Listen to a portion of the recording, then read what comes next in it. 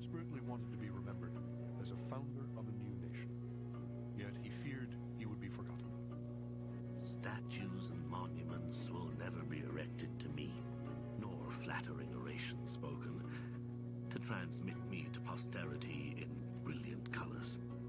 He had been the prime mover in the Continental Congress, the premier political thinker of the American Revolution.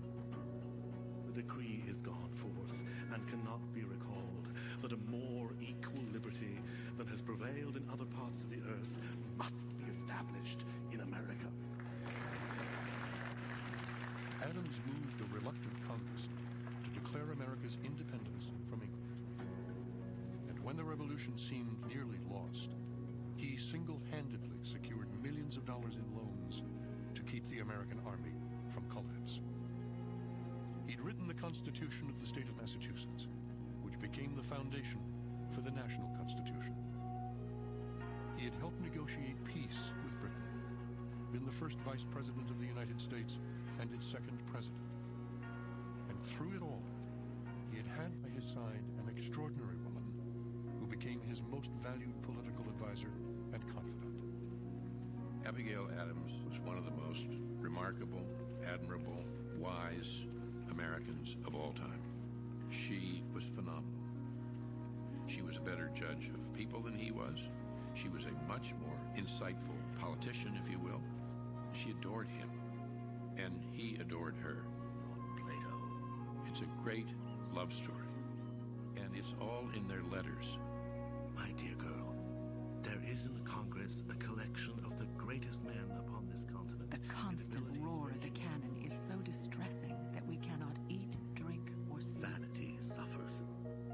Cold feelings of unpopularity, humiliation. Dearest friend, I set down with a heavy heart to write to you.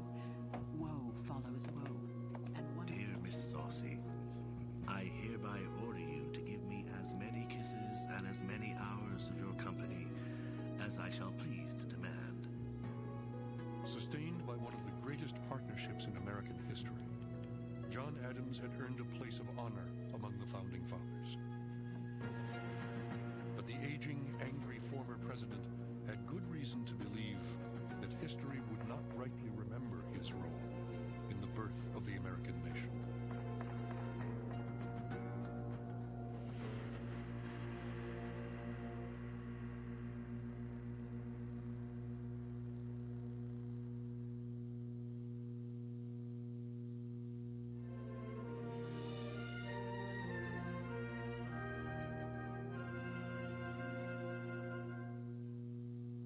American Experience is made possible by the Alfred P. Sloan Foundation to enhance public understanding of the role of technology. The foundation also seeks to portray the lives of the men and women engaged in scientific and technological pursuit.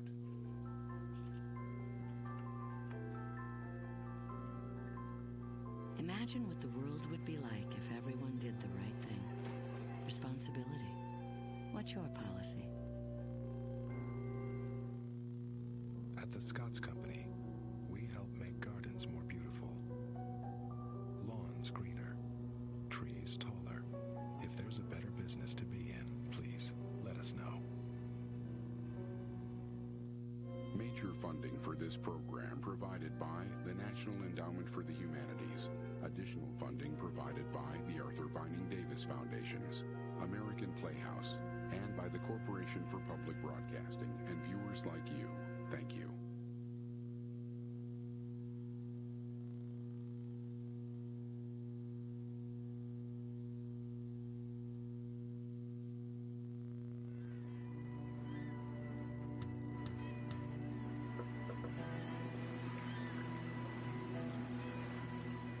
In 1774, the British Army shut down the port of Boston, strangling trade.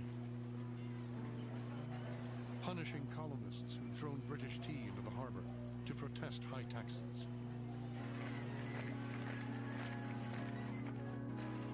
Four regiments of British soldiers poured into the city, joining the hated 2,000 redcoats already patrolling the unruly streets.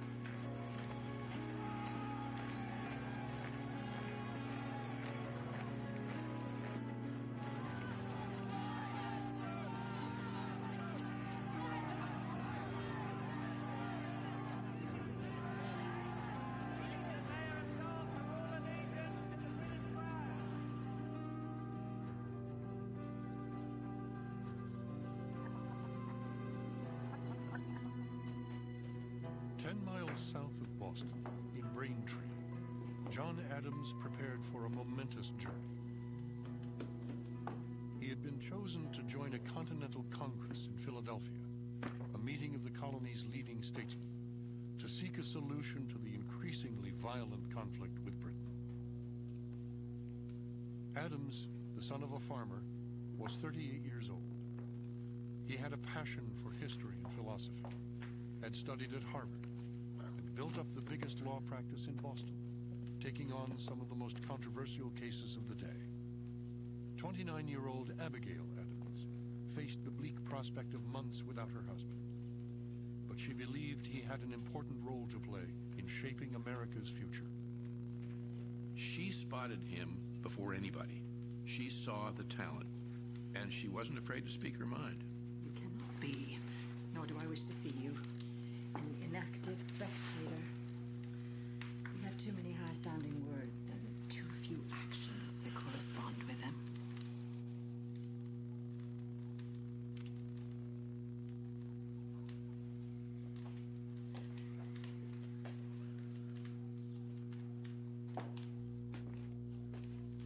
Promising Abigail he would soon return to private life, John Adams joined 3 other members of the Massachusetts delegation for the trip to Philadelphia. He goes off to Pennsylvania, nearly 400 miles to get to Congress, and he was participating in something that could very well be considered treasonous. He leaves her with 4 children and the farm, and she's got to make ends meet. The great anxiety I feel for my country, for you, and for our family renders the day tedious and the night unpleasant. And the great distance between us makes the time appear very long to me.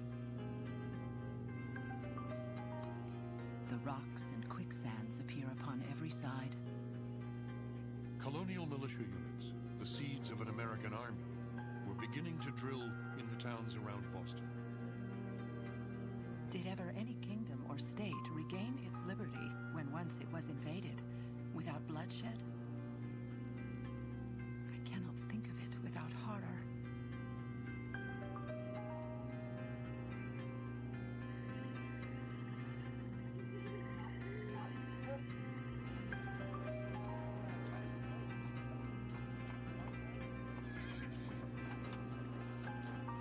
John Adams had always been a man at war with himself, a man of restless ambition and deep self-doubt.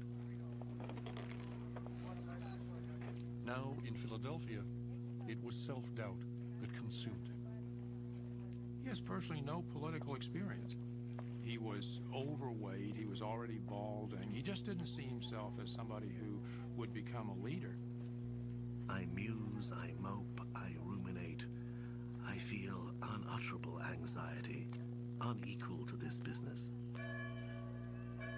As delegates convened in Carpenter's Hall that September day, the American colonies were on the brink of war with the most powerful nation on earth.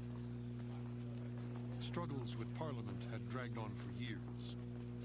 Adams knew this was the decisive moment, but he feared he was not up to the task. Do you have what it takes? Are you learned enough? And he's worried about that. He's pushing himself, asking himself that question. There is in the Congress a collection of the greatest men upon this continent in abilities, virtues, and fortunes. It makes me blush for the sordid venal herd which I have seen in my own province. May I have order, please? He was awed by them at first, I have the honor of... but it didn't take long for him to become impatient with some of his fellow delegates. I will be bold to affirm. He had a great mind, and it was a mind capable of seeing ahead to a degree not found in most of us mortals. Adams saw, long before many of the other delegates, that there had to be a break with Britain. Gentlemen, the object is great which we have in view. And we must expect a great expense of blood to obtain it. But it cannot be purchased at too dear a rate, as there is nothing on this side of Jerusalem of equal importance to mankind. His confidence in what is possible for America, and also his confidence in what's possible for John Adams, begins to grow. And I think he begins to see that the sky is the limit.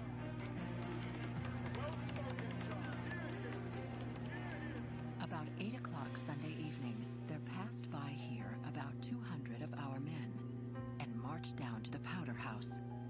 Abigail became the home front reporter for her husband. The British were fortifying Boston, she wrote, and seizing arms from the Americans. Local militias began hiding their ammunition. Soon, they would occupy the highest of the three hills opposite the city, Bunker Hill. The militia passed without any noise, not a word among them, till they came against this house. They asked me if I wanted any powder, and I replied not, since it was in good hands. It was an active political role she would continue for much of her life. And there were other letters, more personal, which John described as an inexhaustible dowry, enriching his life. I have taken a great fondness for reading ancient history since you left me. And I have persuaded Johnny to read me a page or two every day. 7-year-old John Quincy was the second of the Adamses' 4 children. Young Abigail, called Nabby, was 9. And there were 2 small boys, Charles and Thomas. Obtaining. With war looming, most schools were closed. Abigail had to see to their education herself. She also ran the household and the farm, and managed their meager finances.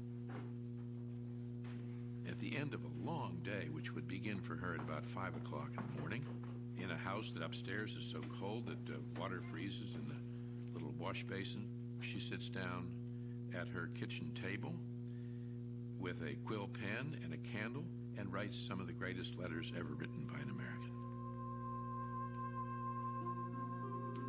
I dare not express to you, at 300 miles, how ardently I long for your return.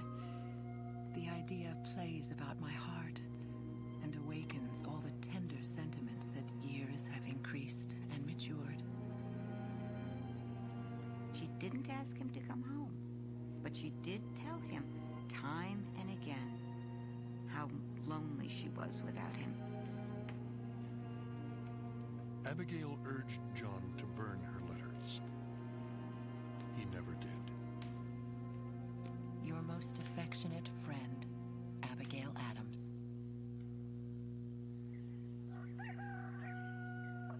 Early on the morning of June 17th, 1775, Abigail and the children, asleep in Braintree, were awakened by the thunder of cannon from across Boston Harbor.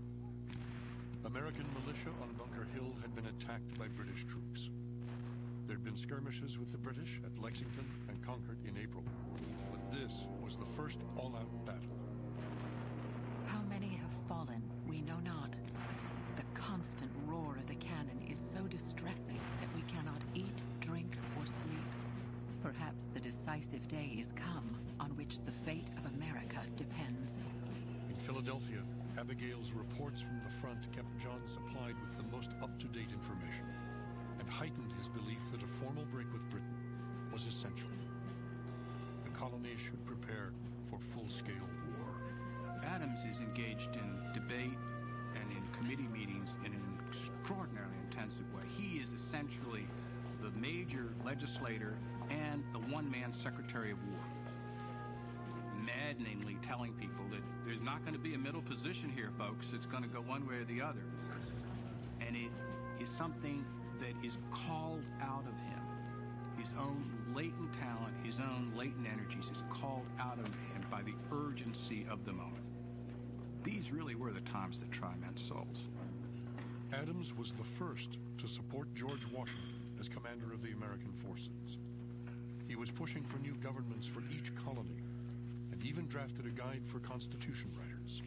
The 2 most important people in moving the American Revolution forward are George Washington and John Adams. Washington, because he's appointed as head of what will soon come to be called the Continental Army. And Adams is a major figure in the Congress. But the Congress was sharply divided. Adams led a small radical faction. Most delegates still favored reconciliation with Britain. There were no unanimous votes. They were divided votes on almost every question. They were essentially improvising on the edge of catastrophe. John Dickinson of Pennsylvania believed that independence was suicidal folly. He pushed for reconciliation with the British crown. Adams would not hear of it. I'm as fond of reconciliation as any man, but the cancer is too far spread to be cured by anything short of cutting it out entirely. The cancer was British corruption, British arrogance. Adams believed that London cared nothing for American rights. He saw a once great nation now obsessed with luxury and wealth, hungry for ever higher taxes from its colonies. They are taskmasters, bent on reducing the colonists to desolation, poverty, and servitude. There is no more justice left in Britain than there is in hell. In a private letter to a friend, Adams viciously mocked John Dickinson. He is a man of great fortune and piddling genius, whose fame has been trumpeted so loudly, but who has given a silly cast to our whole doings. The letter was intercepted by British agents and quickly made its way into Tory newspapers. Adams had managed to insult one of the Congress's most respected men. For weeks, he was ostracized. I was avoided like a man infected with leprosy. Adams has this perpetual habit of saying what he thinks bluntly and then getting in trouble for it and being shocked that he's getting in trouble for saying what he thinks bluntly. So he announces things about people. You know, well, that's stupid. Well, that's ridiculous. Well, I can't believe he did that. And then people report that he said that, and he gets in trouble, and he's continually outraged. Will our ambassador be received or so much as heard or seen by any man or woman in power? He might possibly. If well skilled in intrigue and his purse is well filled with money and his person elegant enough, be introduced to some of the courtesans, but would not that be all? Later, Adams would call his behavior in the Continental Congress obnoxious. Obnoxious is a strong term. Notice Adams is using the term about himself. He is unpopular in the sense that he has been the major and the most fierce advocate for ultimate American independence with a group of people that need to be dragged kicking and screaming to that particular cause. He was very much like a character out of Dickens. You would know him in a minute if he walked into the room. Suppose we send ambassadors now to foreign courts. What nation shall we court? Shall we go to the court of Prussia or Russia or Turkey or Denmark? He could be very abrasive and tactless and disputatious and opinionated and pugnacious. He was so honest, he expected other people to be honest, too. Okay.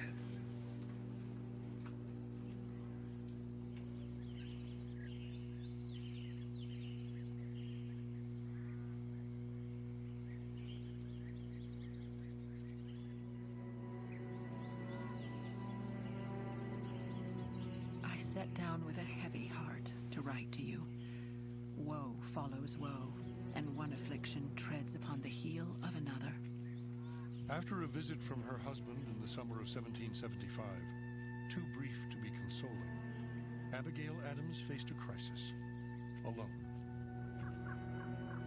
Epidemic dysentery had struck Braintree, leaving a trail of death in its wake. Such is the distress of the neighborhood that I can scarcely find a well person to assist me in looking after the sick. So mortal a time, the oldest man does not remember. As to politics, I know nothing about them. I have wrote as much as I am able to, being very weak. Our little Tommy lies very ill now. Were you to look upon him, you would not know him. A general putrefaction seems to have taken place. and we cannot bear the house only as we are constantly cleansing it with hot vinegar. Abigail's mother, too, was infected, and in early October, she died. Have pity upon me. Have pity upon me, O thou my beloved, for the hand of God presseth me sore. How can I tell you, O my bursting heart, that my dear mother has left me? This day, about 5 o'clock, she left this world for an infinitely better. I know I wound your heart. Ought I to give relief to my own by paining yours? 3-year-old Tommy survived. John came home in December, but by January of 1776, he was on his way back to Philadelphia.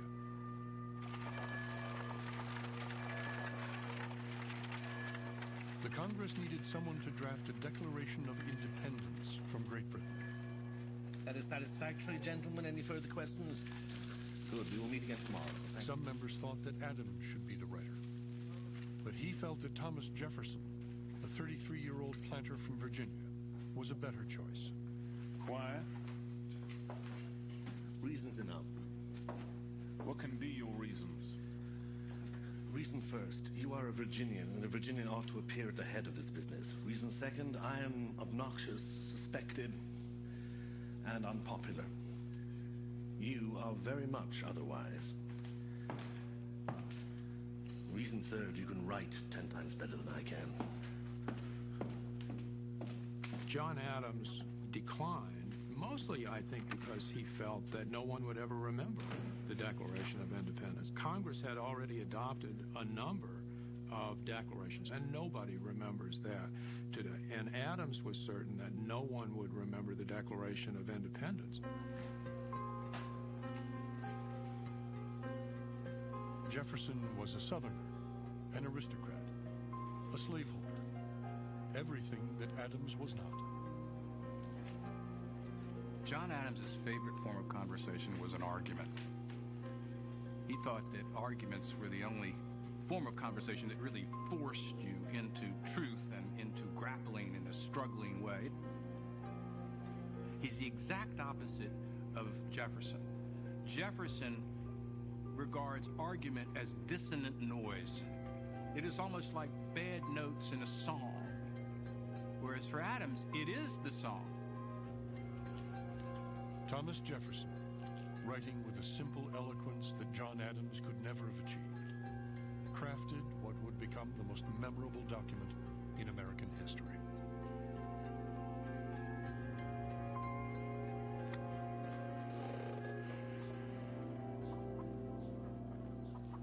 In Braintree, Abigail and the children were enjoying a brief respite from war and illness. Tommy, now 4, had fully recovered. His 11-year-old sister, Nabby, had escaped infection. Washington's troops had managed to drive the British out of Boston. The farm was quiet. But Abigail was impatient for news from John and concerned about how women would be treated in the new American Republic. And by the way, in the new code of laws, which I suppose it will be necessary for you to make, I desire you would remember the ladies and be more generous and favorable to them than your ancestors have been. Do not put such unlimited power into the hands of the husbands. Remember, all men would be tyrants if they could. It was the most bold statement by any woman of her time. She was aware that women had rights. She thought that women's role in the household was equally important with men's role in the greater world. And, in fact, John wrote back and he teased her. We know better than to repeal our masculine systems. Although they are in full force, you know they are little more than theory. We are obliged to go softly. And in practice, you know we are the subjects. Tommy! We only have the names of masters. Come help Mommy. This is banter. It's serious banter, however. what really comes through is that this is a political partnership as well as a marriage partnership, and that Abigail knows what is going on inside the Congress in Philadelphia and understands those arguments as well as any delegate does. On July 1st, 1776, the Continental Congress faced the great question of the day. Should the colonies declare independence and abandon any hope for peace and reconciliation with Britain? With the doors locked against spies, the opposition spoke first. John Dickinson pleaded with the delegates not to make a terrible mistake. Dickinson said to declare independence now would be to launch our fortunes into the storm in a skiff made of paper. Point being, this is just a piece of paper, this declaration, and don't do it now. It's too dangerous. Let's find out first whether we can win, or let's find out if they're willing to have a reconciliation. We don't have to go through the bloodbath. A long silence followed Dickinson's address. Finally, John Adams took the floor. Objects of the most stupendous magnitude are now before us. We are in the very midst of revolution. The most complete, unexpected, and remarkable of any in the history of the world. Outside, the sky darkened. The clouds unleashed a summer downpour. Adams had once written that such storms unstrung him. Now, he pressed on, making the case for independence. From England we hear nothing but war and revenge. What pains and expense and misery that stupid people will endure for the sake of driving the colonies to the necessity of separation. The majority must govern, he argued, and the insolent domination of the highborn in London be thrown off. The decree is gone forth and cannot be recalled, that a more equal liberty than has prevailed in other parts of the earth must be established in America. Independence was a military necessity. America could not win without foreign assistance, and it could not get foreign assistance without first declaring independence. If you imagine that I expect this declaration to ward off calamities from this country, you are much mistaken. A bloody conflict we are destined to endure. That has been my opinion from the beginning. It is your hard lot and mine to have been called into life at such a time, but even these times have their pleasures. May heaven prosper the newborn republic and make it more glorious than any former republic has been.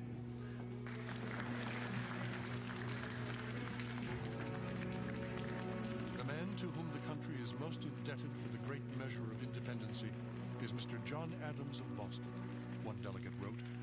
I call him the Atlas of American independence. With this speech, Adams put his life on the line. Agents of the Crown were drawing up a list of those rebels to be pardoned. John Adams was not on it. He was to hang.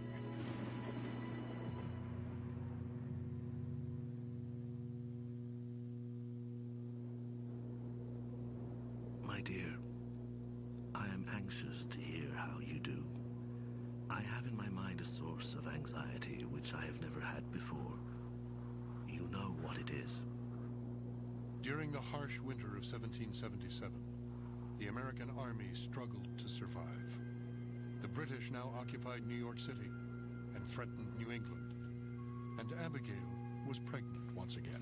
You must rest, madam.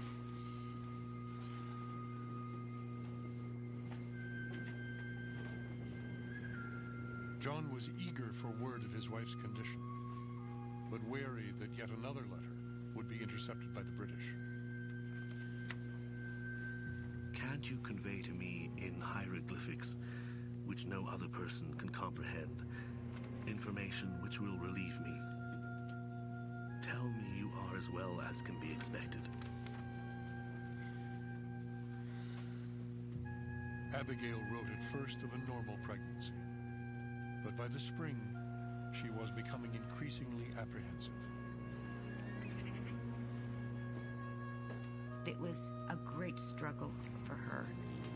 Being pregnant at a time when there was danger of British troops invading the very area where she lived, she was frightened. I think it's the only time in her letters that she expresses such vulnerability. I lose my rest at nights. I look forward to July with more anxiety than I can describe. As the birth approached, Abigail wrote of a nighttime shaking fit and fears that a life had been lost within her. A short time later, she went into labor.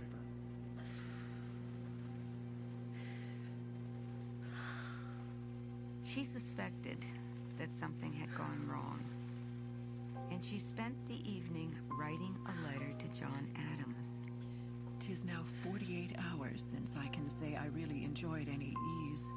Slow, lingering, and troublesome is the present situation. The doctor encourages me to hope that my apprehensions are groundless.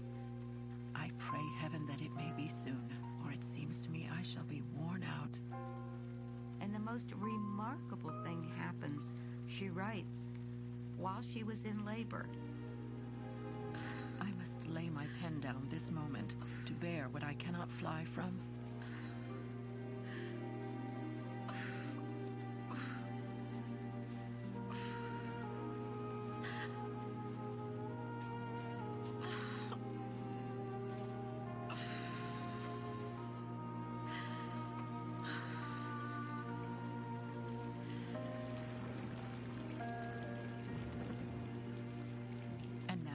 Endured it, I reassume my pen.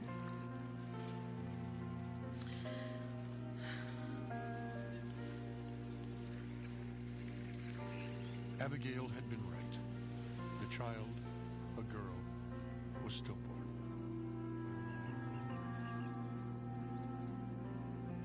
A week later, she wrote again to John. She pointed out that in the 14 years that they'd been married, they'd been together not more than half that time. The unfeeling world may consider it in what light they please. I consider it a sacrifice to my country and one of my greatest misfortunes.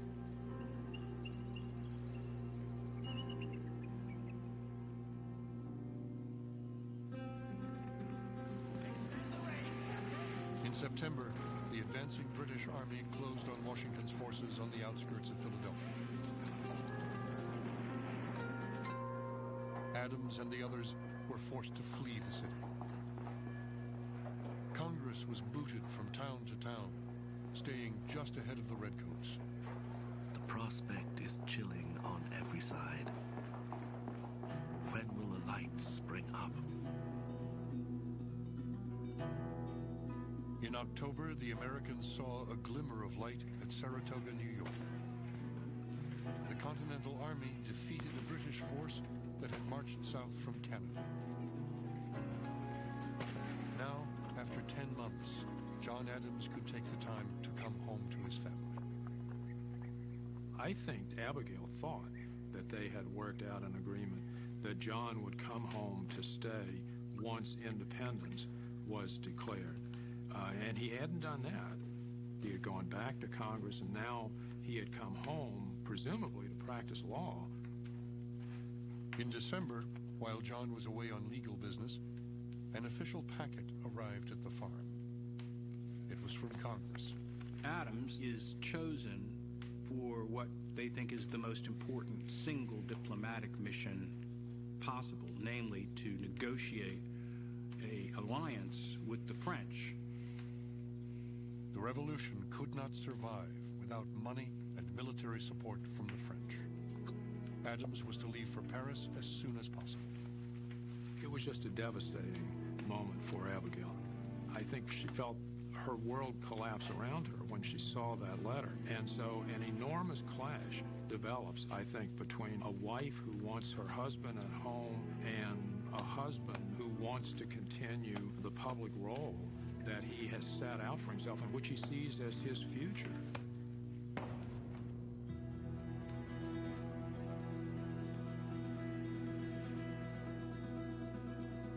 frigid evening of February 13th, 1778, John Adams secretly boarded a frigate bound for France. With him went 10-year-old John Quincy. Abigail had let him go, despite what she called her 1,000 fears. The experience would make her son an honor to his country, she wrote. But she could not bring herself to see them off. Now, nobody went to sea in the wintertime off of the coast of New England in the North Atlantic, even in peacetime. And they're sailing not only in the midst of winter, but they're sailing in the midst of war. And there were British cruisers right off the shore just waiting to catch somebody like John Adams trying to make a run for France and take him to England, take him to the Tower of London, and hang him. Adams and John Quincy endured a grueling 6-week voyage, fraught with fierce winter storms and a harrowing encounter with a British warship.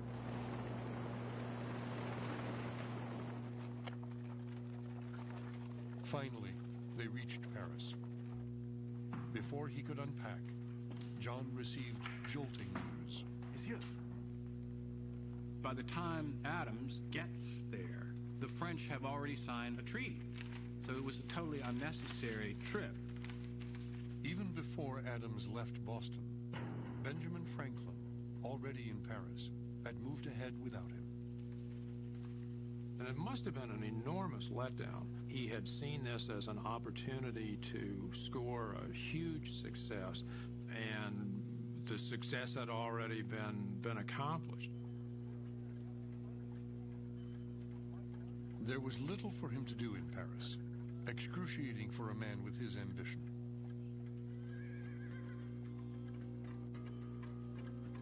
He found a good boarding school for John Quincy, practiced his French, kept the books for the delegation. 6 months earlier, he had been the most important member of Congress. Now, he served as a virtual clerk. I am now a man of whom nobody had ever heard before. A man who did not understand a word of French, awkward in his figure, awkward in his dress, a perfect cipher. If Adams was a cipher in Paris, Franklin was a star. If you ask the Frenchman who is an American, it is Benjamin Franklin. He is a world-class scientist. He is a famous writer. Adams is entering a kind of Franklin electromagnetic field, and he's jealous of him. Adams was contemptuous of the alliance that Franklin had negotiated. The Americans needed the help of the French Navy. He urged Franklin to push the French much harder. Franklin refused. Franklin recognizes that in order to get what we want from France, which is both money and military support, you've got to be deft and you've got to be indirect. And Adams just thinks, look, we need the damn Navy over there. Let's get them over there. Adams fired off a torrent of letters back to Congress, critical of Franklin. Franklin, too, took up his pen and deftly disposed of John Adams. Adams, he wrote in a widely circulated letter, is always an honest man, often a wise one, but sometimes, and in some things, absolutely out of his senses. Adams languished in Paris. After 10 months, Congress named Franklin the sole American representative to the French court. Adams was pushed aside.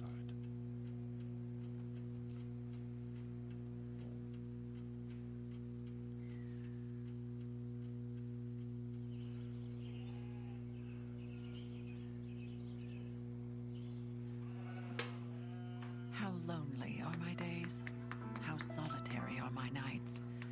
Secluded from all society but my 2 little boys and my domestics.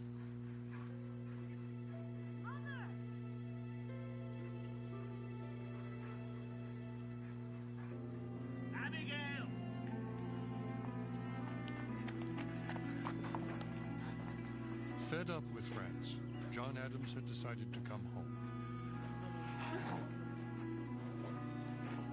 He and John Quincy arrived on August 2nd, 1779.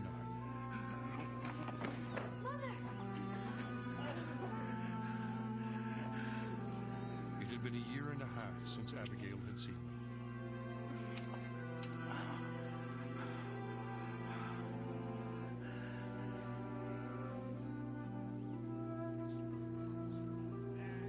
Abigail proudly showed John how well the farm had done under her care, despite wartime scarcities and inflation. New England was no longer the main battleground. Most of the fighting had shifted to the south. And though the outcome of the war was still very much in doubt, many of the states were holding constitutional conventions, preparing for self-government, much as John had urged a few years before. And as soon as he gets back, the Massachusetts Constitutional Convention says, by the way, would you like to write the Constitution? And he said, I think I'll give it a go.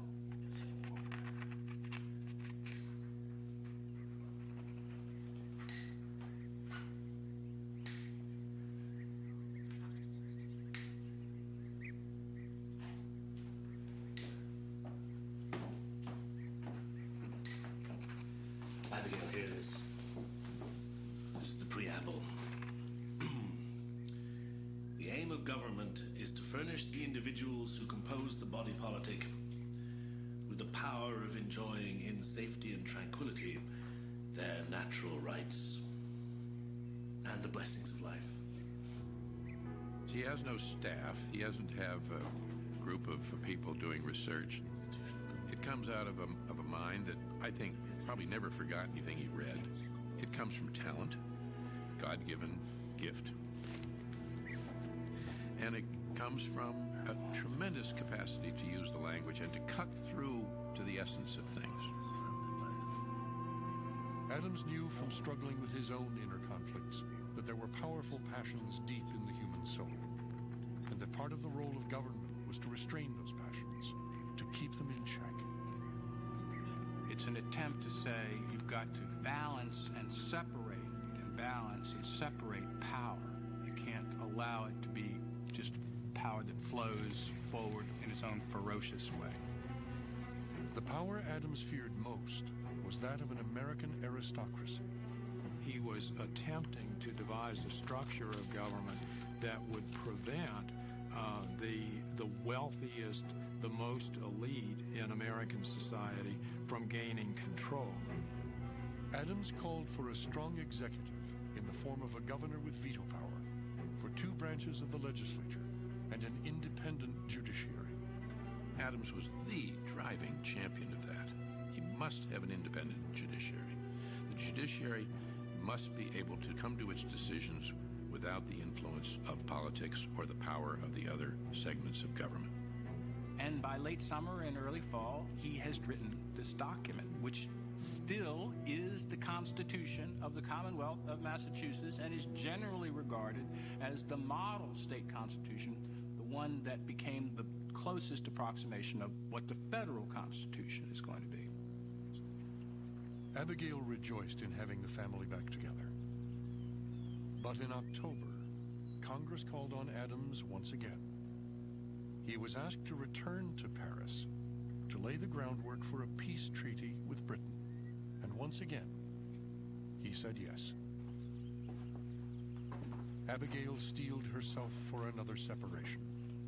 Her husband, and they had decided their two older sons, John Quincy and Charles, would be gone for God knows how long. Concealing her own anxiety, she encouraged a reluctant John Quincy to make the most of a difficult moment. These are times in which a genius would wish to live. It is not in the still calm of life that great characters are formed. The habits of a vigorous mind are formed in contending with difficulties. Great necessities call out great virtues.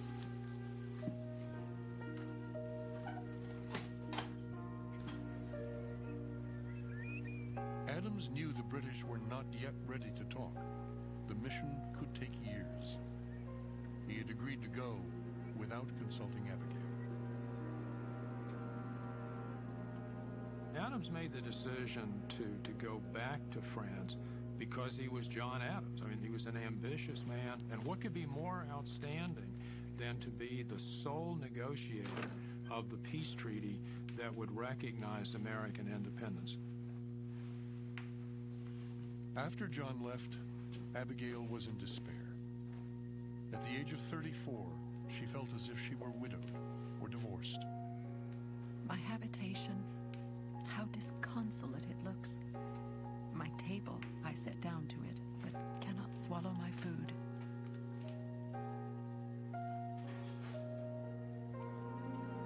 John had spent only 71 days with his family.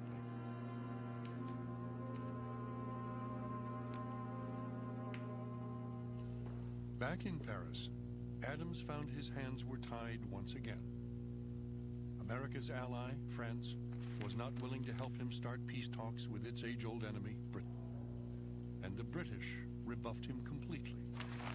John Adams was beginning to see the limits of European alliances. He wrote to Congress.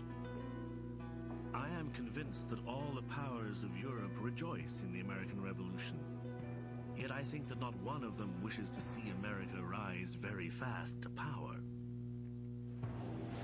But in 1780, a fast rise to power seemed unlikely. The war had dragged on for 5 years. America was broke.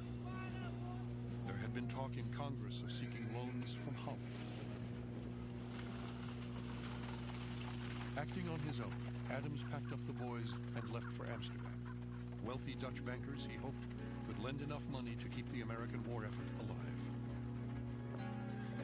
He didn't speak a word of Dutch. He didn't know anyone in the Netherlands. He's going in there as cold as one could be.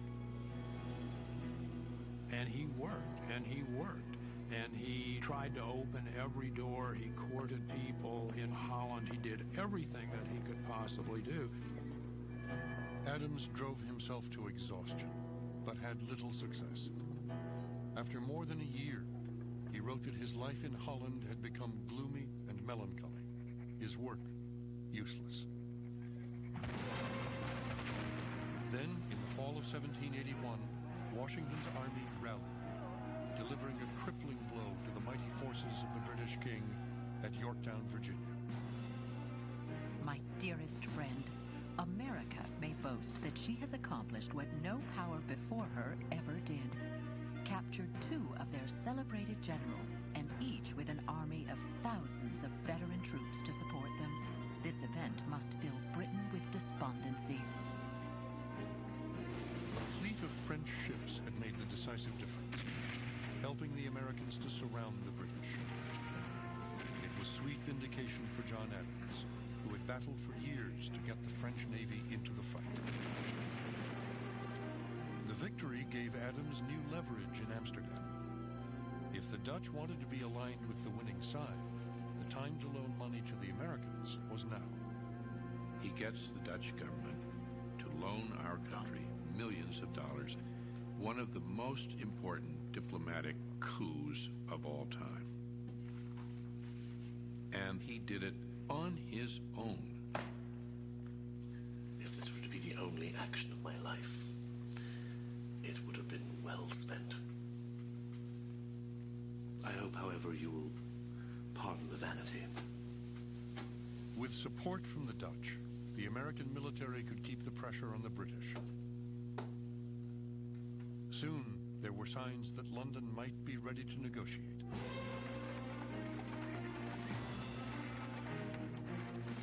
Adams returned to France, where preliminary British-American peace talks were underway.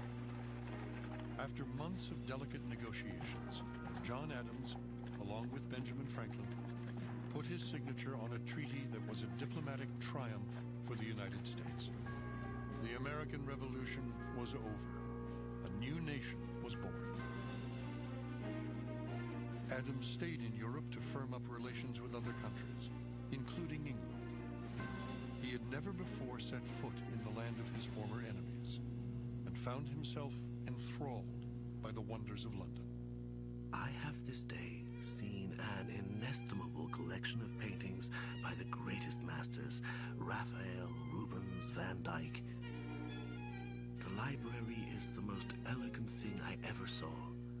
Come to Europe with Nabby as soon as possible and view these magnificent scenes. But there was a farm to run. Europe was too expensive. She would feel awkward, an embarrassment to John. She was nervous about going to Europe because she was a mere American going onto the stage of dignitaries. She was going to be dealing with statesmen. I think it's the only time that she expresses such a lack of self-confidence. Reluctantly, Abigail said yes.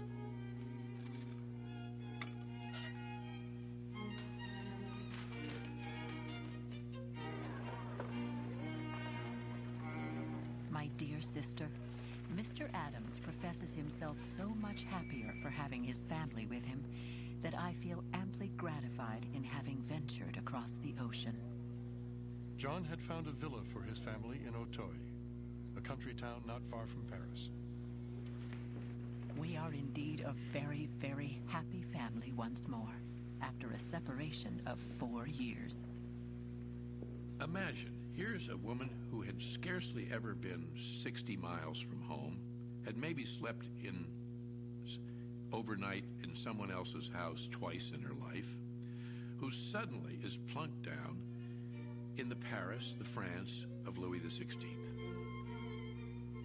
With all of these superbly educated, cultivated, elegantly dressed men and women. And at first she's stunned. Well, she picks up the dance step very fast, and pretty soon she not only is holding her own, she loves it. She fell in love with the theater, the opera. There is the grandest scenery, and the passions all excited until you imagine yourself living at the very period. She had read plays all of her life. She'd never seen one. There was no theater in Boston. Imagine going to the opera in Paris. You couldn't have even conceived of what the experience of going to the opera was like. Just to go into the building at that time. And she was thrilled.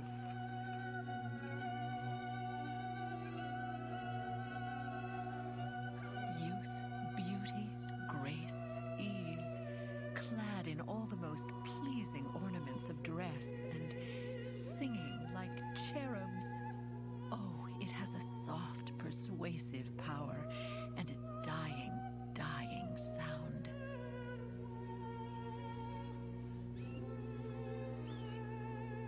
But Abigail struggled with the language. She grew homesick.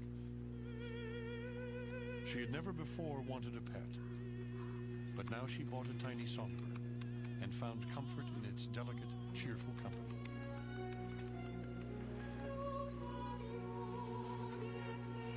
The whole family enjoyed the visits of an American friend who had come to Paris to work with Adams and Franklin. John and Jefferson knew each other. They'd served on the committee to draft the Declaration of Independence together, so that they were longtime friends and colleagues. But this was the first time he had met the Adams family, and Jefferson liked the Adams family. Mes effets se font où je viens de voir paraître. I think that this time in Paris in 84, 85 is the time when Adams and Jefferson really bond. When the relationship becomes an emotional relationship as well as a collegial relationship. Abigail says at the time that Jefferson is the only man that her husband can speak to in confidence without any concern or any restriction. There's a coming together of these two personalities here in a way that is fateful for American history. Jefferson, Adams wrote to a friend in Congress, is an excellent hand. You could not have sent a better. John Quincy Adams looked upon Thomas Jefferson as kind of an uncle, a beloved uncle, and spent as much time as he possibly could with Jefferson. And it's a wonderful time in their lives. The war is over. Their new nation is launched. The possibilities seem limitless. And it's a lovely interlude. Jefferson had never met a woman quite like Abigail Adams. She can move elegantly from a conversation about silk and gloves to a discussion about the tariff policy of the French. He's not used to that. She threads these different pieces together, and that confounds him.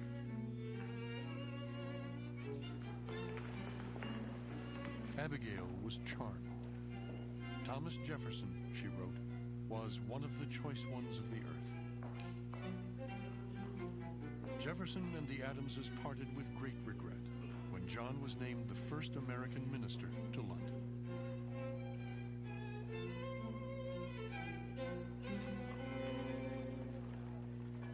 On June 1st, 1785, Adams was to be presented to King George III. He worked and reworked what he would say to the king. I shall esteem myself the happiest of men if I can restore the old good humor between people who, though separated by an ocean and under different governments, have the same language and kindred blood. What a scene. What a moment. Here's a farmer's son from New England standing before His Majesty the King, who would have hanged John Adams had John Adams been caught only a few years before. But the old good humor between Britain and America was not so easily restored. Adams had little success in encouraging trade with the British, and he was mocked and condescended to in the press. John Adams was the representative of this small, untried, distant, little cluster of population at the edge of a huge wilderness, with no guarantee whatsoever that their new dream nation was going to succeed. In fact, most of the wise heads of Europe were quite confident that it would not succeed, that it would fail.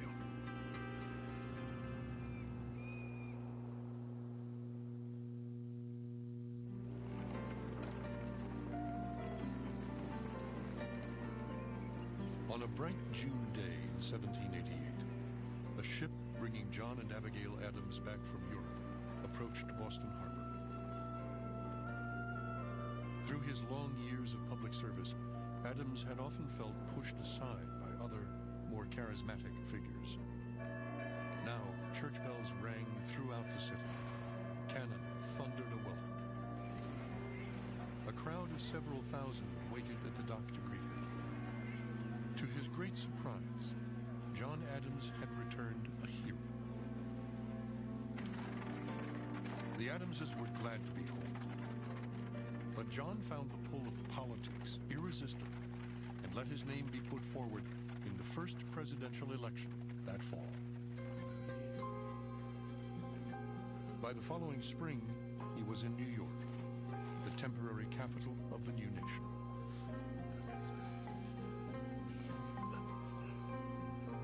George Washington had been elected president.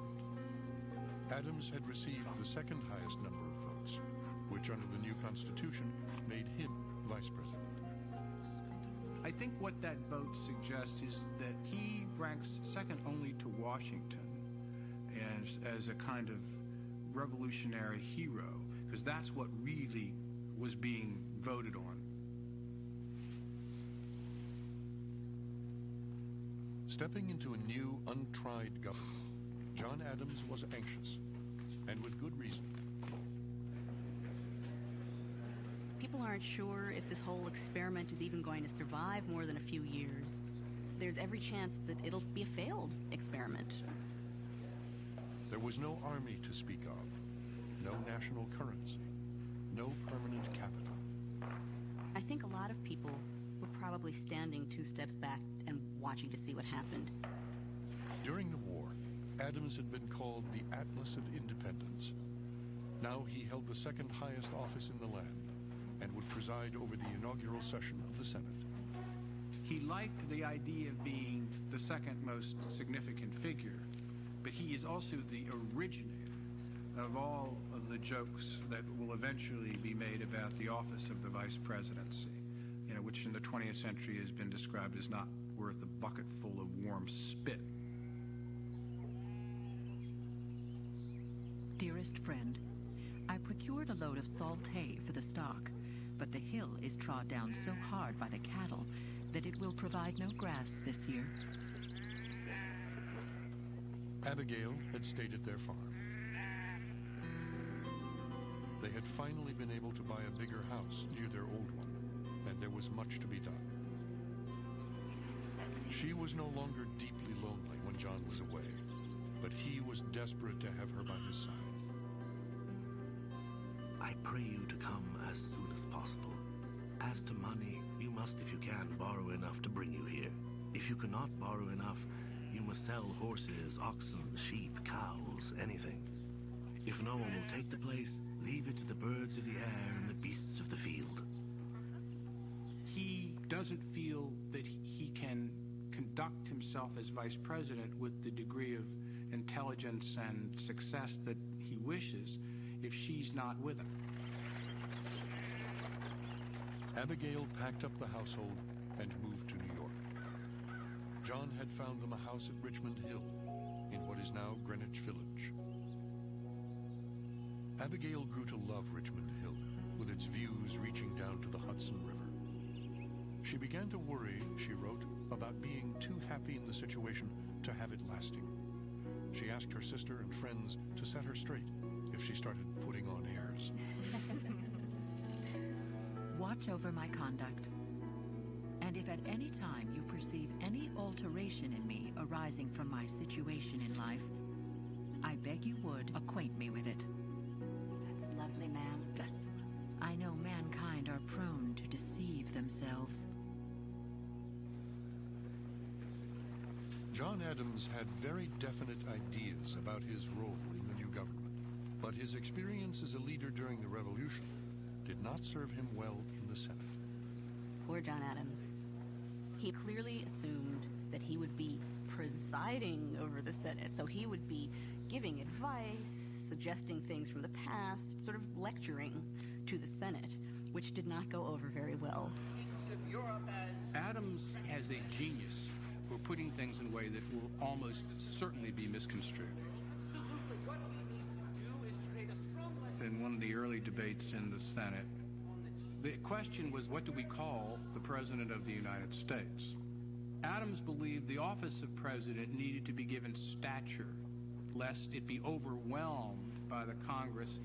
So therefore, you needed to give the President a title. I propose His Highness, the President of the United States and Protector of the rights of the same. Which, of course, is hearkening back to a monarch, which in his mind makes perfect sense because it makes him an equal to all of these other monarchs on the world stage. He's horrified when someone suggests Mr. President or President of the United States because he says at the time, they're presidents of cricket clubs. What does that mean, president? It was common while he commanded the army to call General Washington His Excellency. It would appear to me to be better to give him no title than to put him on the level with the governor of Bermuda. There was enormous concern in the United States about monarchy. What Mr. Adams suggests. Many people misinterpreted him and believed that what he was actually calling for was the creation of an American monarchy. Adams doesn't worry that he's going to be accused of being a monarchist because he's got impeccable revolutionary credentials. He's the guy that overthrew the monarch, right? The Senate voted to rein in Adams, officially changing the role of vice president for all time. America's leading political thinker would not be permitted to join in as they debated vital questions about the future of the new United States. It is, to be sure, a punishment to hear other men talk for 5 hours every day and not to be at liberty to talk myself, especially as more than half I hear appears to me very young, inconsiderate, and inexperienced. Clearly, he must have thought to himself, nonsense, utter nonsense, utter nonsense, but he can't say, stop. You don't know what you're talking about. He just has to sit there. Mr. Smith, excuse me. This is like muzzling one of the great oratorical forces in the American Revolution. And he's very despondent. The great talker has to listen.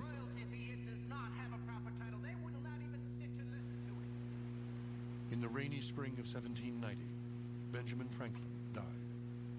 The press hailed him as a grand old man of the Revolution, almost a god. Adams was furious. Franklin was being lionized, while he, Adams, sat muzzled in the Senate, his own role in the Revolution pushed into the shadows. The history of our revolution will be one continued lie. The essence will be that Dr. Franklin's electrical rod smote the earth. And out sprung General Washington. But Franklin electrified him with his rod, and thenceforward these two conducted all policy, negotiation, legislation, and war. This anguish over his rightful place in history would torment Adams for the rest of his life.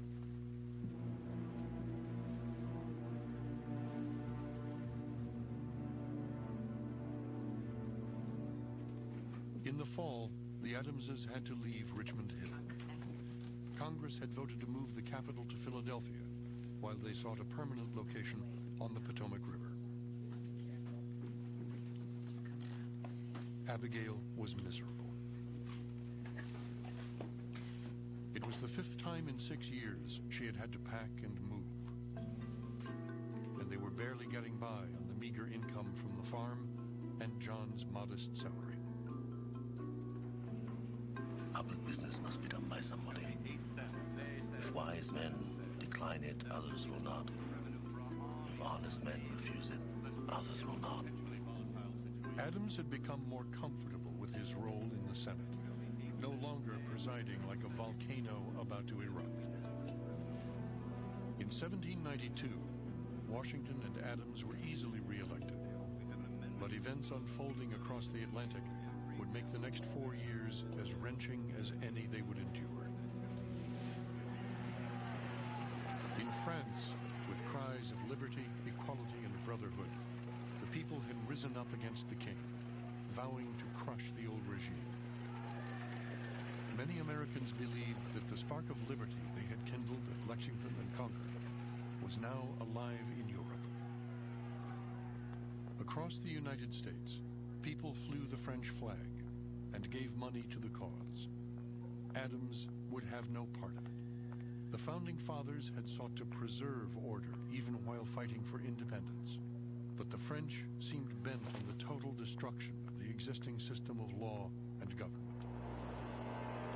As a young lawyer in Boston 2 decades earlier, John Adams had passionately condemned mob violence. In 1770, when British soldiers were on trial for murder after shooting into an angry crowd, the so-called Boston Massacre, it was John Adams who had taken their case, arguing they had a right to defend themselves. The mob, whistling and screaming, and crying, "Kill them! Kill them!" Adams felt deeply that the mob in Boston that night had been a serious threat to the rule of law. And so, too, was the bloody revolution in France. And he says on many occasions that this is going to be the classical pattern. A mob rule, violence and terror, and eventually the establishment of a despotic government ruled by a single person. He wrote in great agitation to his old friend Thomas Jefferson. Reasoning has all been lost. Passion and prejudice will govern. But Jefferson was enthralled with the unfolding drama in France. Jefferson starts out with this idea that the French Revolution is the spark of liberty moving around the world, and doesn't really let go of that horse. He just hangs on to that horse. He really thinks, even when things get bloody and violent, that, well, you need a little bloodshed in the greater cause of liberty across the world. He He's absolutely sincere. He really does think that the principles in the Declaration of Independence and the principles of the French Revolution are synonymous. If the last king can be strangled with the entrails of the last priest, we will have destroyed the institutions that have stood in the way of human freedom. But John Adams held a starkly different view of the events in France. He thinks they're in this bloody, anarchic chaos over there, and what would prevent some of that chaos and confusion from working its way to America? These are big issues that they're disagreeing on. It's not just a single event. It's the meaning of Western history and what direction it's headed in and how we should lead it and how we should join it. By late 1793, only faint traces of John and Abigail's old friendship with Jefferson remained. I have so long been in the habit of thinking well of his abilities and general good dispositions that I cannot but feel some regret. But his mind is now poisoned with passion and prejudice, and I will not weep.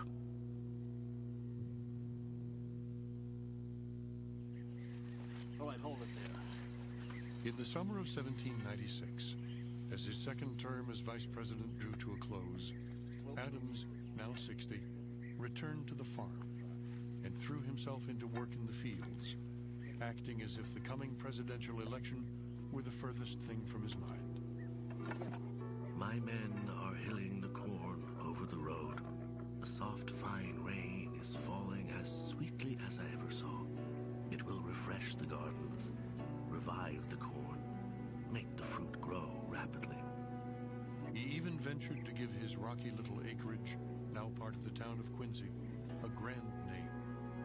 I think to christen my place Peacefield, in commemoration of the peace which I assisted in making and of the peace I have enjoyed here. John's sons, too, seemed to be thriving. Charles had graduated from Harvard and was starting a career as a lawyer. John Quincy, now 29, had been named minister to the Netherlands and had taken his younger brother Thomas with him as an aide. By September, Adams knew for certain that George Washington would not be running for president again, but he appeared to be indifferent. This is part of a pose. I mean, it's clear that Adams intends fully to be president of the United States. It's a way of controlling his ambitions by sort of soothing himself, getting into the bucolic rhythms.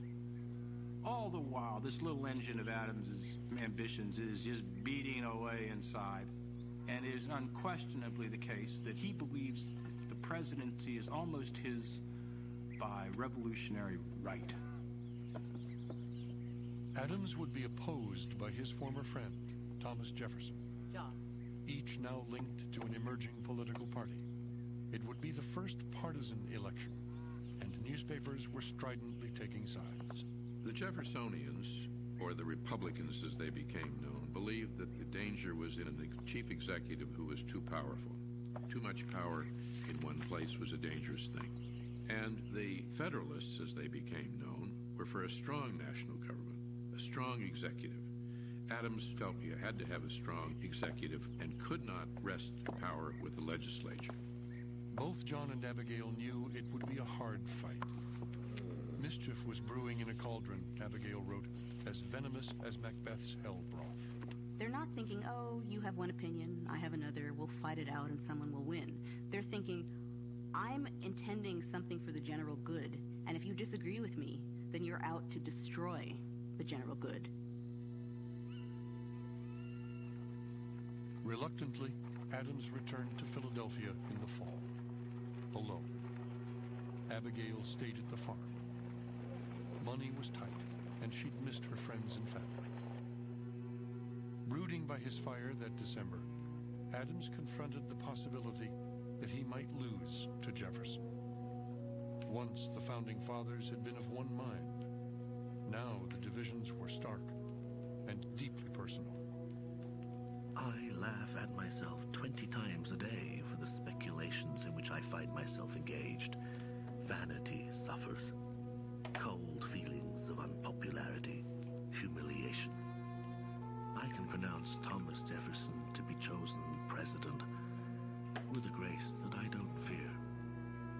His letter to Abigail betrayed his feelings of hopelessness.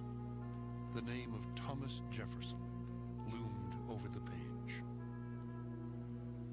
What is to speak to?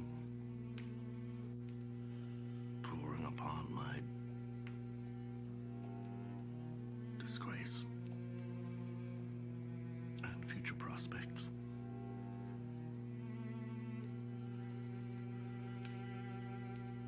This is ugly. Adams eked out a narrow victory, in large part because many saw him as a statesman, above party. But he had little to celebrate. As the successor to the great George Washington, Adams faced a daunting task. Washington has been present as the center of gravity from 1775 all the way up to 1796. And what happens when Washington goes? People are terrified that we are being held together by a single person, not by a system of laws, because the laws haven't had a chance to earn, to dig their roots into this country. This is still a government of men. And Adams is now the man.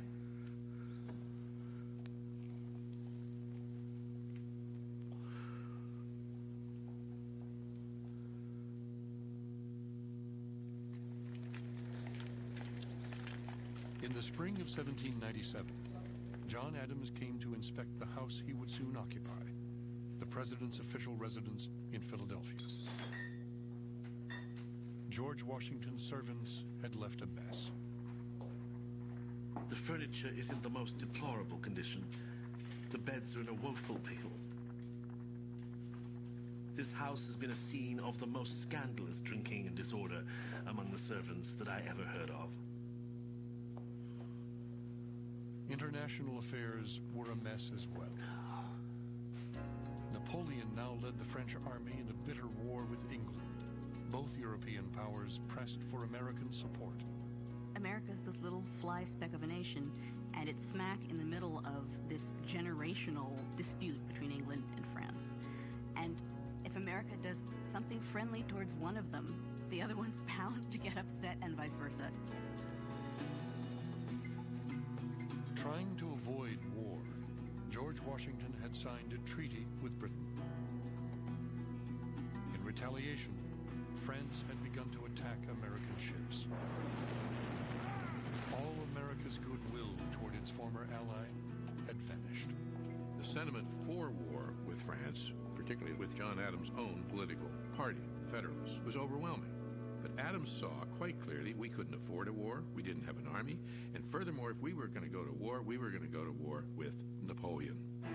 This was no cakewalk.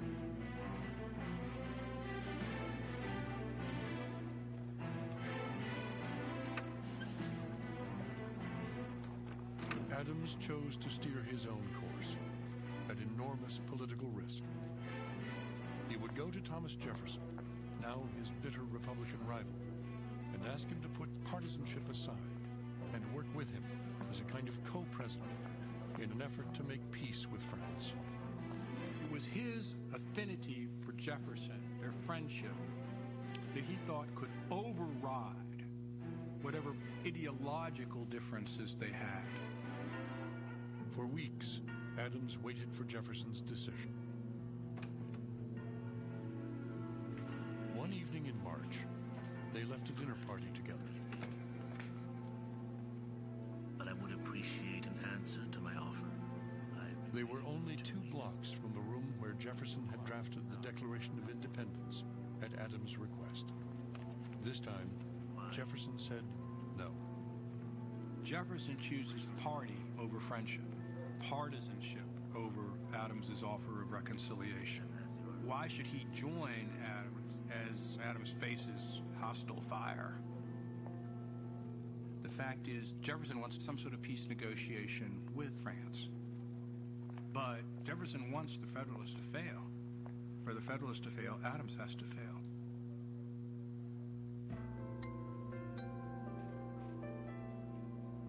With Jefferson's refusal, Adams felt very much alone.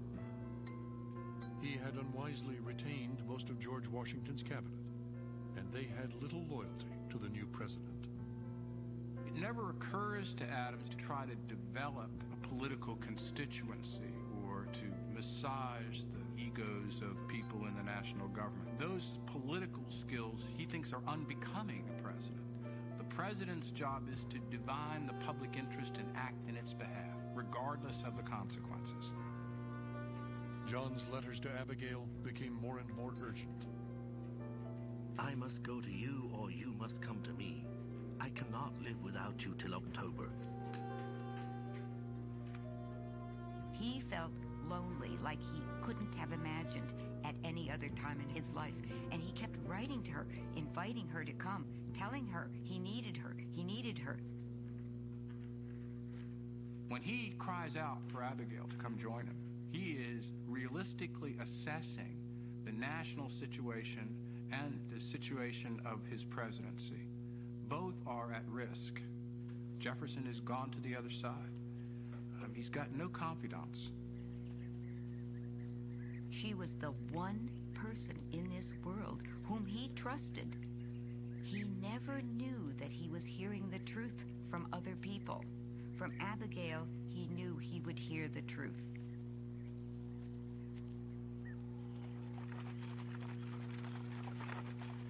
By May 1797, Abigail was on her way back to Philadelphia.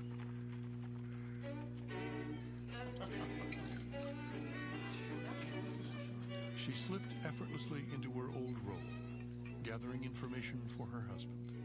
Not only does she manage in chatting with people to sort of pull in this information which she can then deploy and give to her husband, but she even writes it down. She's amazing.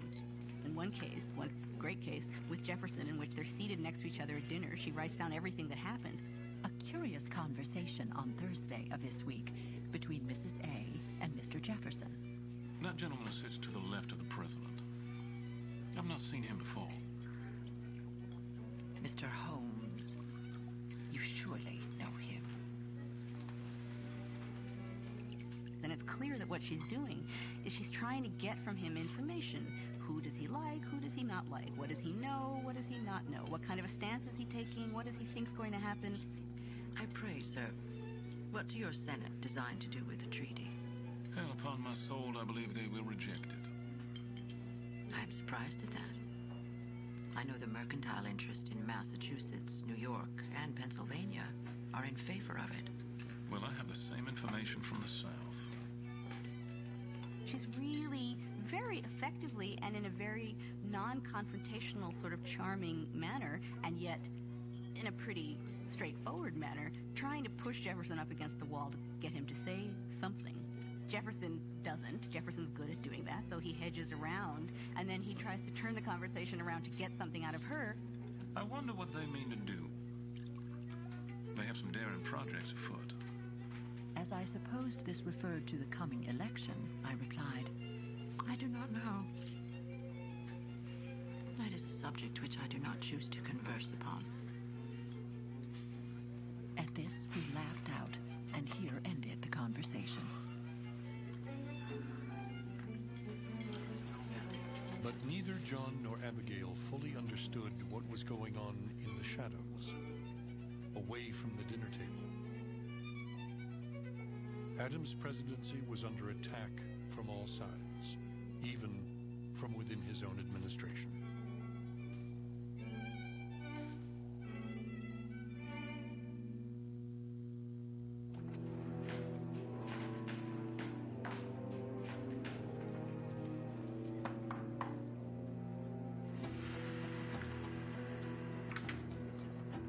Thomas Jefferson, the Vice President of the United States, had concealed from Adams the fact that his own cabinet had repeatedly betrayed him, dangerously weakening his presidency. And worse. Jefferson was paying a professional scandalmonger named Callender to attack Adams. He was providing this man with money. When he's asked about it, he says, of course, there's no truth to this. I didn't pay Callender to libel Adams. Furious at Jefferson's repeated denials, Callender eventually sent the evidence to the press.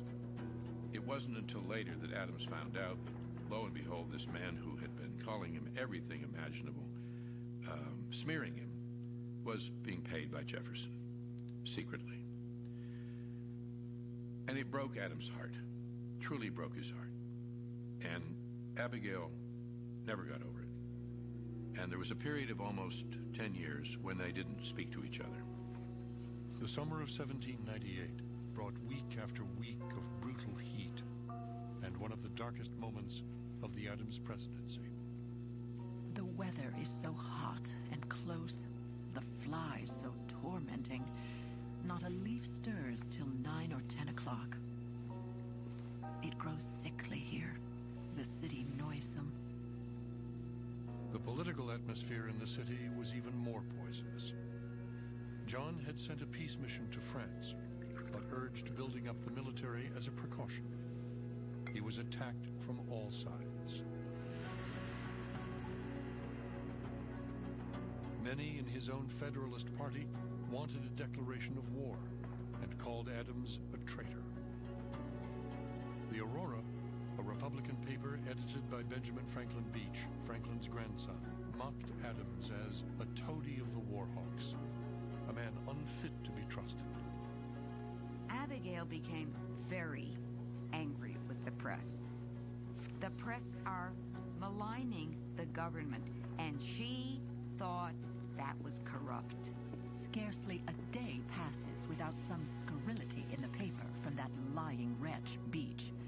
He is trying to force Mr. A to resign so that Jefferson may take over. She thought that the press would incite riots, that people would become so motivated by the articles they were reading that there would be physical attacks on John.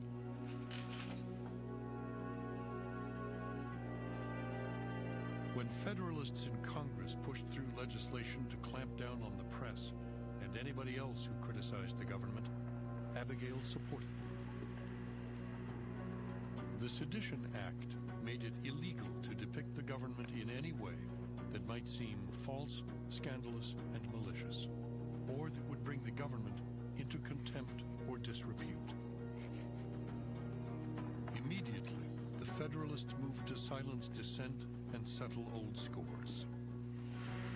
James Callender and 16 others, including Benjamin Franklin Beach, the editor of the Aurora, were arrested for seditious libel. Some were imprisoned. Instantly, they became symbols of free speech under attack, victims of a president willing to stifle the press in the interest of his own political goals. Adams also signed the Alien Acts, aimed in part at French immigrants suspected of collusion with France. The acts gave him the power to expel any foreign-born residents deemed dangerous to the peace and safety of the United States. The Alien and Sedition Acts seemed to contradict everything that he stood for, but it was a very scary time. To Federalists, to Adams, to Abigail, it makes perfect sense. They think they're doing what they need to do to uphold the government in a time of crisis. But the Alien and Sedition Acts would leave an indelible stain on John Adams' reputation, forever linking him with the suppression of the very liberties he had fought so hard to gain.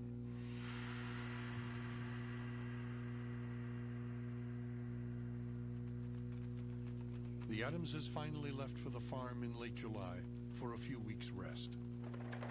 It was not to be.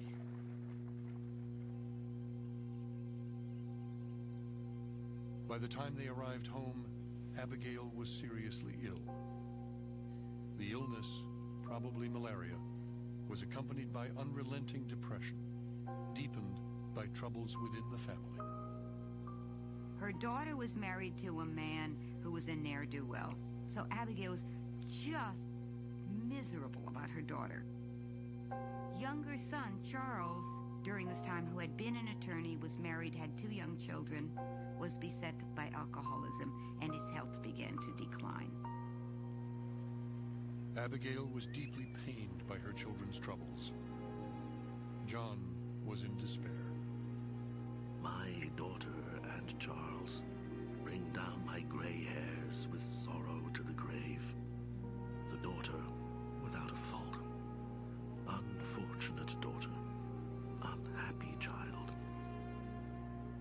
November, he returned alone to Philadelphia. Abigail would stay at the farm.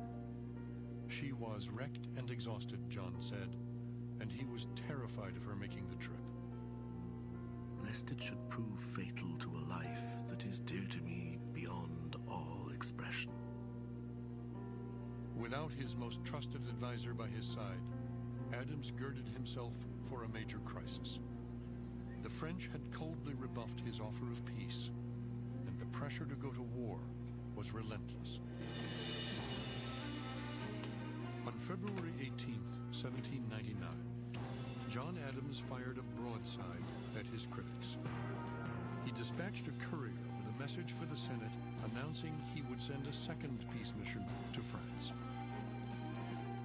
Adams is essentially and self-consciously committing political suicide. His own party is opposed to this, and Republicans under Jefferson are overjoyed to see him in such predicaments. The newspapers boiled with venomous attacks, but Adams rode the wave of abuse undeterred. He found encouragement in secret reports from his son John Quincy, now minister to Prussia, that the French might be ready to negotiate. It is clear what drives Adams is an almost otherworldly sense, and at times almost a perverse sense, of what is in the public interest. That's the way the old boy's mind works. Had he declared war on France, his popularity would likely have skyrocketed. His election to a second term would have been all but assured.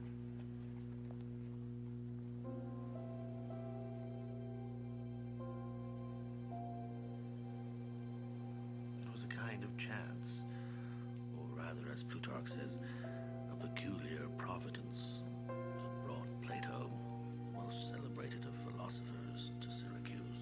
In March, he retreated to the farm and Abigail. The public cry for war grew louder. The president kept quiet. The supreme good was made to consist in pleasure and magnificence. He knows that if he is under the glare of public scrutiny, he's probably going to erupt. There's going to be an Adams eruption here. And so one way to calm him down is to take him back to Quincy.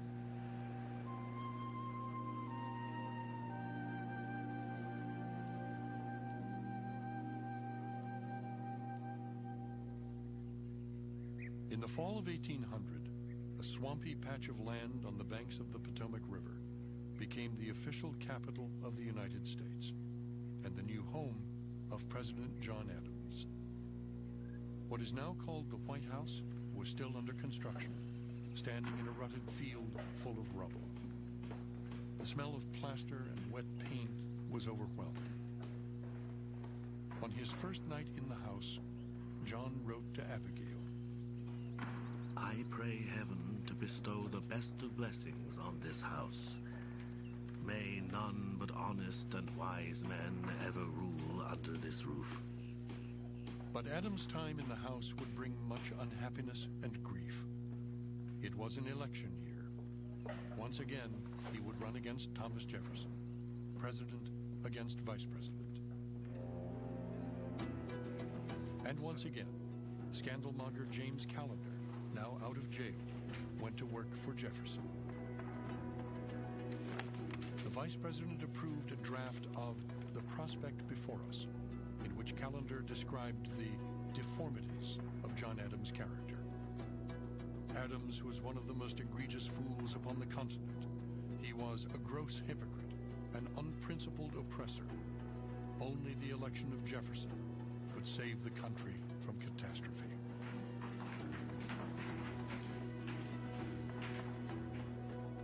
Attacks came from within Adams' own party as well. Alexander Hamilton, the influential former Secretary of the Treasury, wrote a public letter criticizing Adams just weeks before the election. Hamilton writes this pamphlet essentially arguing that John Adams is a lunatic or is mentally deranged.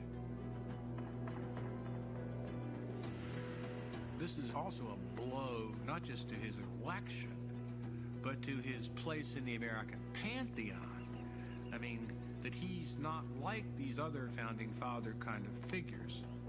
There's truth in that. Adams was a more ambitious and argumentative, at times nervous man who had temper. Now, Washington had a temper too. It's just that he had it in private. Periodically, Adams would jump up on top of the table and throw his wig at one of the members of his cabinet. Abigail arrived in November.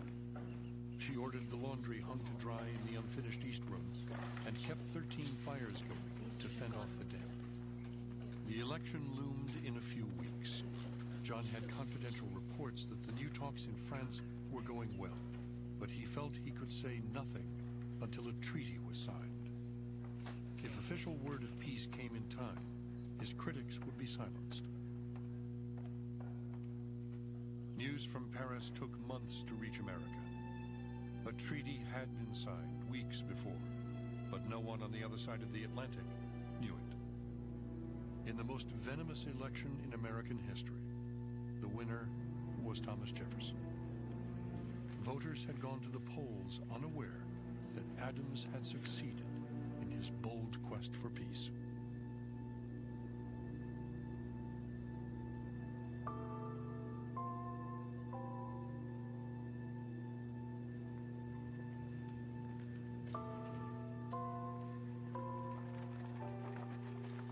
He was the person who stood up under enormous pressure to go to war and said no.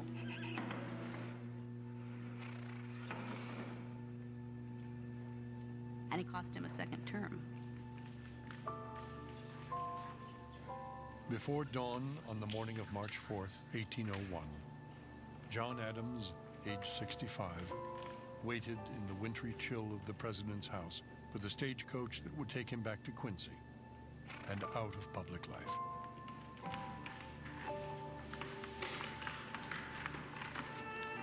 Mr. President, some provisions for your journey. Thank you. I feel my shoulders relieved from a burden. The short remainder of my days will be the happiest of my life.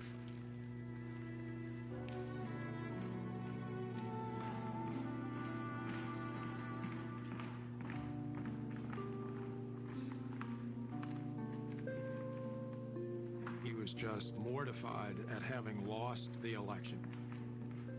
He saw it as a personal repudiation by the people.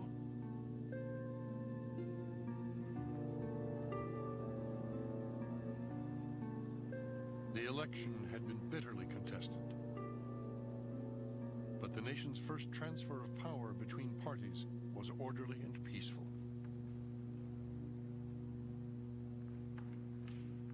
That's one of the supreme moments in the history of the country and in many ways in the history of the world, because it's at that stage where the rivals, the enemy politically, is taking over.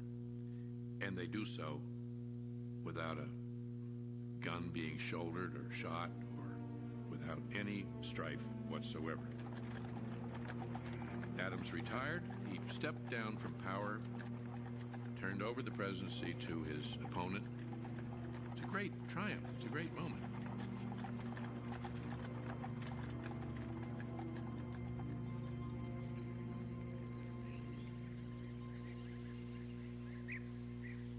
For Abigail, age 56, retirement from politics had come as a welcome change.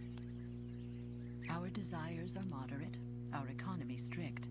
Our income, though moderate, will furnish us with all the necessaries and many of the comforts of life. Her husband loudly declared good riddance to the world he had left behind.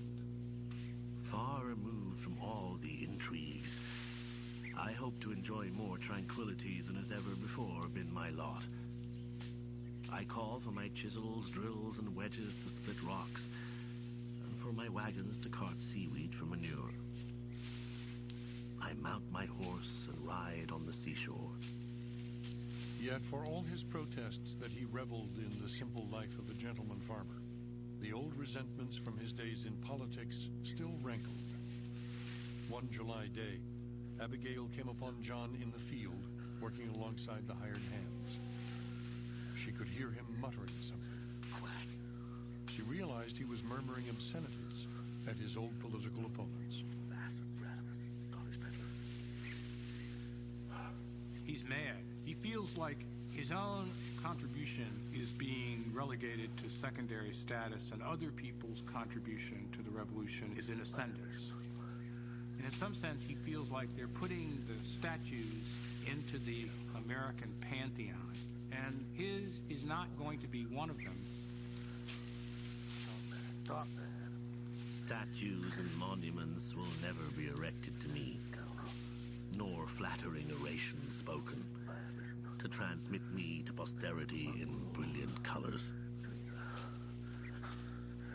And as he sees other people, especially Jefferson, being elevated at his expense, he is just ripping it. How is it that I, poor, ignorant I, must stand before posterity as differing from all the other great men of the age? He railed against the grand estates the Virginians had, Washington at Mount Vernon, Jefferson at Monticello. And then he'd turn it into a joke about his own comfortable but humble farm. You may call me the monarch of Stony Field, Count of Gull Island, Baron of Rocky Run. Finally, he settled on Montezillo as his favorite. Montezillo is a little hill. Monticello is a lofty mountain. He's recognizing that the 4th of July celebration makes Jefferson the star of the drama. And it's like, wait, this was just one little moment, and all he did was draft this thing. And it's being made into some kind of central moment in the revolution, whereas Adams knows Adams is the major figure in the Continental Congress, not Jefferson. But it's not being remembered that way.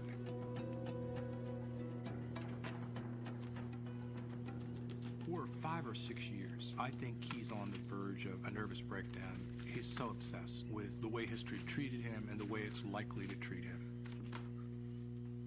He writes this endless series of columns in the Massachusetts newspaper. Mr. Hamilton maintains with so much fanaticism and so much folly. It appeared to me so mean, servile, and timorous that I own I did not rant as silly as it is in his total ignorance or oblivion of the practice of our own government, but that they were... And eventually he has purged himself. This is a kind of therapeutic exercise for him, and there is no more to be said.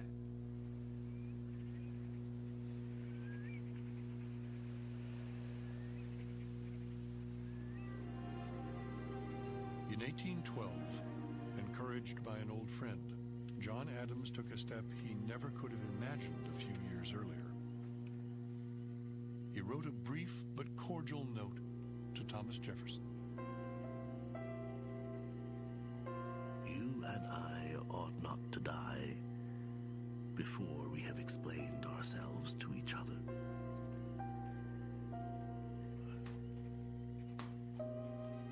And Jefferson immediately wrote back and then commenced one of the great correspondences in our country's history, or in the English language. A letter from you carries me back to the times when, beset with dangers, we were fellow laborers in the same cause, struggling for what is most valuable to man. The Union is still to me an object of as much anxiety as ever independence was. I think a free government... As for France and England, for all their preeminence in science, the one is a den of robbers, the other of pirates. And if science produces no better... Checks and balances, Jefferson, however you and your party may have ridiculed them, are our only security for the progress... Another of our friends of 76 is gone, my dear sir. We too must go, and not ere long. If 100 years hence your letters and mine should see the light, I hope the reader will read it all.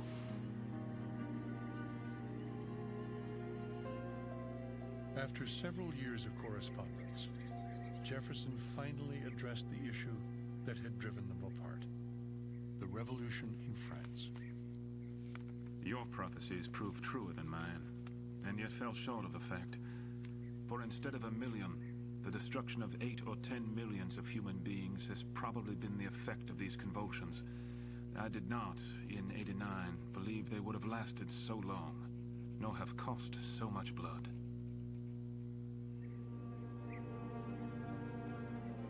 This is an apology. This is 20 years later saying, I really am sorry.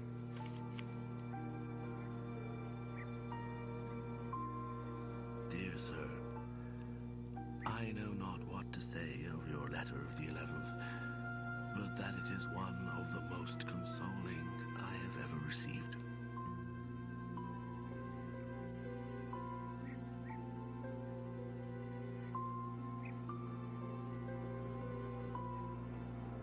In 1818, Abigail fell ill with typhoid fever. A despondent John Adams wrote to Jefferson. The dear partner of my life for 54 years as a wife, and for many years more as a lover, now lies in extremis, forbidden to speak or be spoken to. John and Abigail had already lost 2 of their children. Charles had finally succumbed to alcoholism. Daughter Nabby had died of breast cancer. Abigail would not live to see her adored son, John Quincy, become President of the United States. She died on October 28, 1818, just shy of her 74th birthday. And when she died, he said something so touching. He said, "This is easier for me than when we separated and I would go off to Europe, because I know I'm going to see her sooner than when I sailed on those voyages."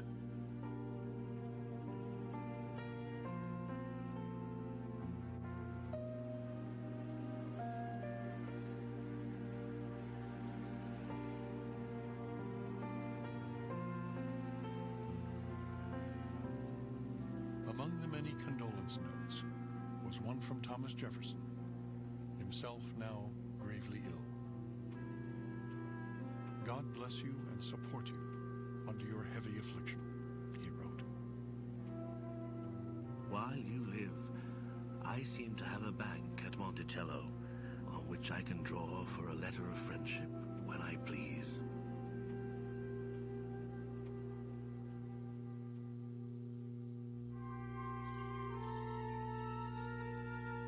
The 50th anniversary of the Declaration of Independence dawned warm and dry up and down the eastern seaboard. What happened that day seemed more like poetry than history. It was far beyond anything anyone could conceive of, and people at that time, very understandably, took it to mean that the hand of God was truly involved with the destinies of the United States of America.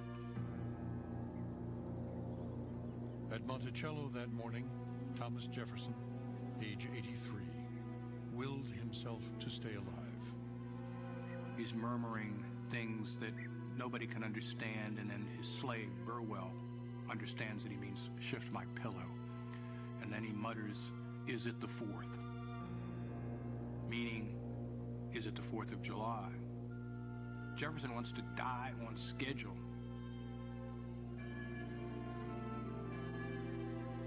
Thomas Jefferson died at about 1 in the afternoon, while in the valley below, church bells rang in celebration of Independence Day. At Quincy, the roar of cannon had begun early that morning. And Adams has gotten up fit as a fiddle, no long lingering illnesses, but he starts to fail just about the time that Jefferson dies.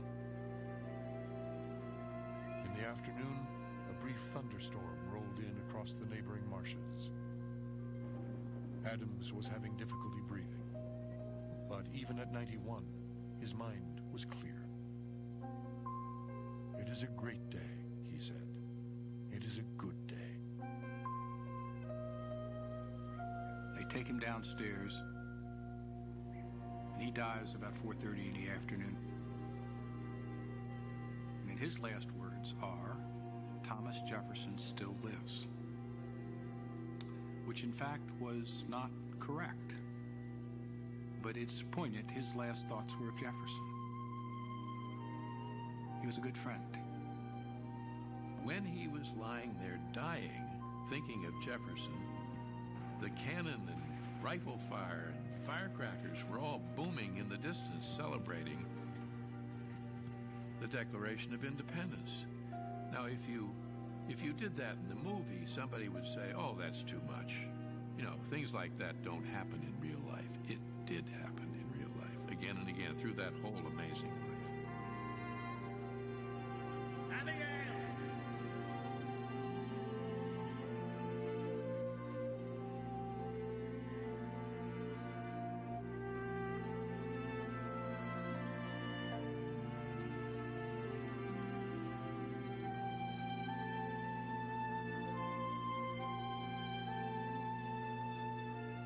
Once said to me, he said, real love isn't just gazing into each other's eyes.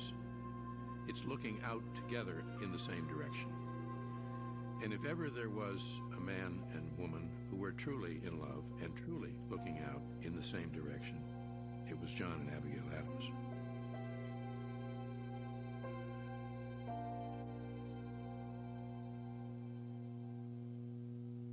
Stay tuned for scenes from the next American Experience. But first, their decisions are praised and despised. They alone have the right to declare laws illegal. Their